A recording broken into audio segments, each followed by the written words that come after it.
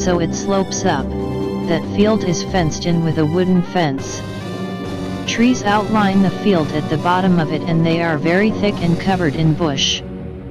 On the field's far right side there is a coral and very old barn. Up from the field is kind of an open logged area where the road comes through, a block foundation where my grandpa had began to build another cabin, and a really shitty cabin. It was all one room and made of plywood or something. It had one window in the very front, facing away from the field, looking toward the top of the mountain, where there was thin forest. The mountain apexed here and the fence went on down the hill until it stopped and became thick brush forest like the bottom of the field on the other side. It was an extremely large fenced-in area, and the thin forest stretched on forever. You couldn't see one side of the fence from the other in any direction. I'm just guessing, but I'd say 50 acres or more of mountain top. They kept it to keep their cows in the pasture field area, which was large but surrounded by trees and a wooden fence. It was surrounded by trees in the form of a G, and the little circle inside the G was sort of a sinkhole that you couldn't see from the main dirt road. Now that you have an idea of how the area looked, I'll get on with what I have to say. My grandpa died of lung cancer. My grandma, as hardworking as she is really small and able to only tend her yard and garden. So someone had to feed the cows and check on them. I usually drove down after work, checked on her, and then drove up there, grabbed some feed from the barn and feed the cows. One night I got off work a little late and it was getting dark, so I drove straight up to the mountain. When I got to the top to get out and open the gate into the area, I heard a cow mooing really loud. I didn't think anything of it since they usually did this, but this was really loud and sounded off. When I pulled up to the pasture, the cows were nowhere to be seen, which was weird because they usually came hauling ass when they heard me coming. I put the feed in the trough and hollered for them, but they didn't come. I figured they were just in the non-visible area of the field. They remember the G shape, but I had to go check. I went to my truck and grabbed a flashlight since it was getting dark and it was a large field. As I walked down to where I thought they were, I kept hearing that loud moo that sounded weird coming from different directions, but it didn't deter my path since I rounded the corner, and down in the sinkhole they were all standing there huddled up quite. As I walked up to them, I tried to shoo them to the barn, but they wouldn't budge, and that's when I heard another move from the woods at the top of the sinkhole. I thought one had gotten out of the fence and was in distress. I wasn't really freaked out at this point, so I decided to investigate and retrieve the cow. I didn't do a head count because I didn't really know how many they had. So I walked up the hill of the sinkhole where I thought the moo came from, but around the time I got to the top I heard it again coming from another side of the field. I walked over, hoped the fence, and shined my light through the dense woods. I was shaky from being in the woods during the dark, but not really scared. I walked back a bit in the woods and saw it, the cow standing in a little clearing facing away from me.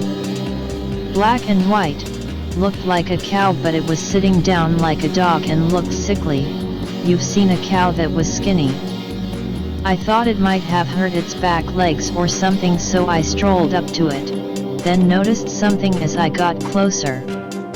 Its hooves weren't hooves.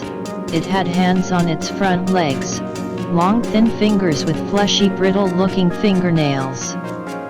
Not being able to explain what I had saw, I called out to it in hopes it was just the dark fucking with me. Sweet cafe or come eat.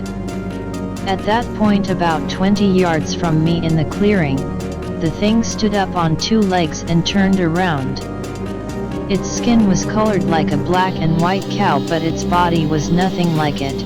It was tall and thin with a strange flat face, large mouth, and sunken in dark eyes.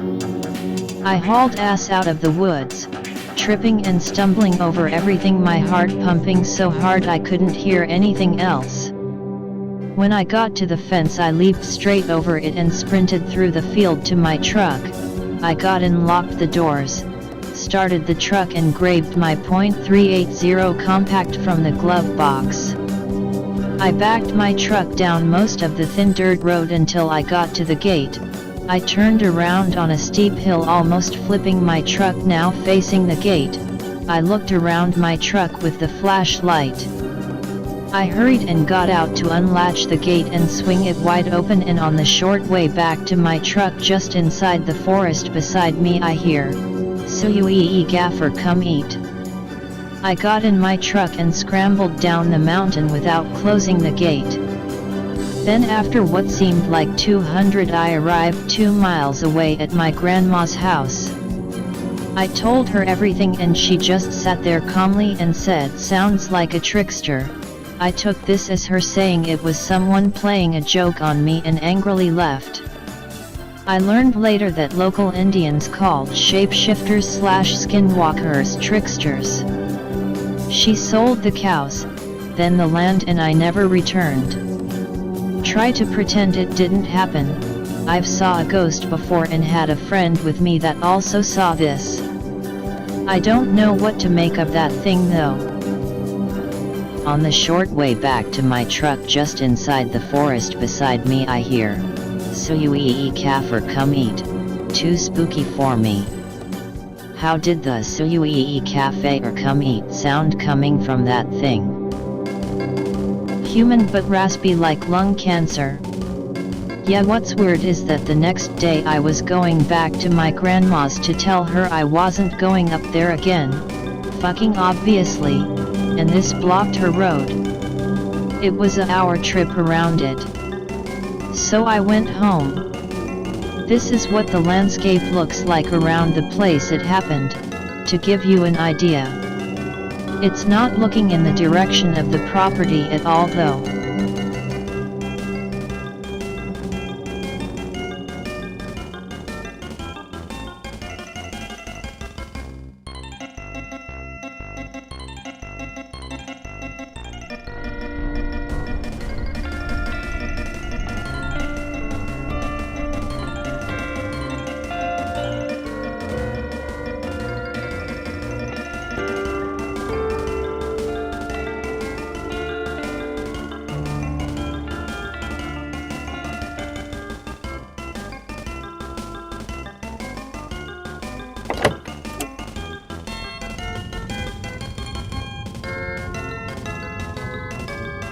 Can we get a creepy driving stories thread going? Here's my story. Be last year. 17 years old, had my own car. 04 Crown Vic P71. Fuck yeah. Started to drive all the time. Anytime a friend didn't have a ride, I was there. One day, I get a call from a friend who lives somewhere update. He moved now. This place is really far out from the main road. I don't give a fuck. He says he needs a ride to JFK so he can pick up a friend who will be staying with him. Sure thing, bro. Set up my GPS and dash cam. Head out. An hour into the ride I get a weird feeling. Something is watching me. Look around. Nothing. Keep going. I arrive into the town that he lives near. It's all quiet. Almost nobody out. It's becoming dusk now. What unnerved me is that as I was leaving the town, this old man saw my car and made the sign of the cross. What? Keep going. Almost there. Road is empty. It's summer, so I had the window down. I then hear something that makes me jump. From the woods I hear something say my name. Anon. I turn on the radio and crank up the volume. Speed up too. I'm about 5 minutes away from his place. I then see an old truck. Since I'm a car fuck, I knew what it was. An early 50s Ford F-Series truck. I pass him. Look in rear view, can't see him. He didn't have his lights on, so I didn't think much of that. I see my friend's driveway. A really long dirt road. High beams on. Road looks cool cause trees arch over it. At the edge of my light's reach I see something. Human figure. Walks into the forest. I'm getting that weird feeling again. The road looks like it's infinitive. I go faster. I see a dead deer on the rigs where I saw that figure. It's torn up. Claw marks all over what's left of the skin. Faster. I then see a man in the woods right to my left. He's really fucking tall. That's it. I floor it. I see the guy again. Now I hear my name being whispered from the back seat. Anon. Not looking back. Anon. I'm crying now. Look at me, Anon. I glance into the rear view. This fucking guy is in the back seat. I scream. He's screaming my name. Anon. Anon. Anon. I see my friend's house. It stops. It's quiet again. I run into my friend's house. Doesn't believe a word I say. He says he should drive. I let him. He drives back too. I never go back there. Like I said, he recently moved into my area. TFW, my dashcam ran out of battery and I couldn't hear anything. I'm not crazy, I've never had hallucinations before. This is the scariest thing that's even happened to me, and it gives me chills a year later. Anyways, feel free to write encounters that you've had in the past. Also, excuse any mistakes, I'm writing this on my phone. Well, this thread is getting somewhere, regardless of the Fagirani story by OP. I'll just go ahead with my small story. It's spring break. Me and my family decide to go to Florida. After a 1,000 or so miles we're there. St. Augustine, FL. Nice little town. Driving around, checking things out. I see a girl a bit younger than me, all alone on a bench. I don't really care, not my problem. It's now nighttime.